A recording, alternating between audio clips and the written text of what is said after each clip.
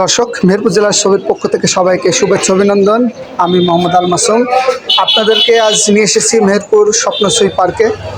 আসলে পার্কে আসার মূল উদ্দেশ্য যে মেহেরপুরের এই ছোট্ট শহর আর তার মধ্যে এক ছোট্ট একটি পার্ক।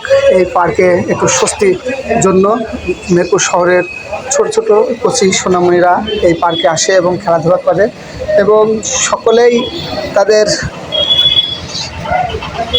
সতেজ নিঃশ্বাস বা শান্তির মাধ্যমে শান্তি প্রত্যয় বা প্রবেশের ভিত্তিতে এখানে আসে এবং ছোট বাচ্চাদের নিয়ে খেলাধুলা করছে এবং তারা তাদের খেলার যে অভাব পূরণ করছে এবং অনেকে বিনোদনের আশায়ও এসেছে।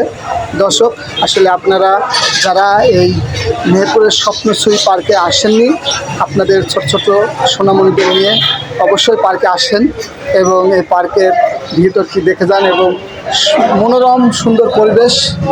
আসলে পার্কটি হওয়াতে শহরের ছোট ছোট সোনামণিরা এবং তাদের মায়েরা বাপেরা সবাই একটু আনন্দিত, কারণ এখানে একটি ছোট পার্ক করা হয়েছে এবং পার্কের মাধ্যমে তাদের সন্তানদের বিনোদনের যে জায়গা সেটি খুঁজে পেয়েছে। দর্শক, আপনারা দেখতে পাচ্ছেন ছোটো ছোটো সোনামণিরা কত সুন্দরভাবে খেলা খেলছে। এখানে আসলে খেলার অনেক জায়গা আছে, আসলে দেখতে অত্যন্ত সুন্দর এবং সুন্দর লাগছে। দর্শক, আসলে আশা করি আপনারা সকলেই আপনাদের সোনামণিদের নিয়ে আসবেন এবং দেখে যাবেন।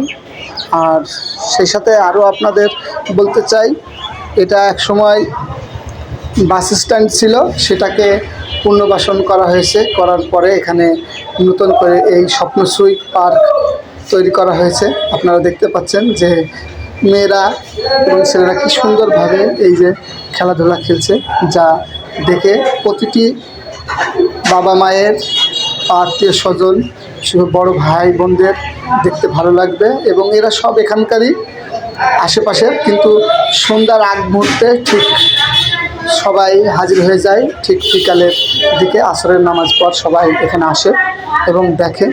দর্শক, আপনাদেরকে আমি মেহেরপুর জেলা সবের পক্ষ থেকে এই ভিডিওটি শেয়ার করলাম। আপনারা চাইলেই সবাই আসতে পারবেন এবং খুব সুন্দর একটি পরিবেশ যা আপনাদের মনের খোরাক পূরণ করতে পারে।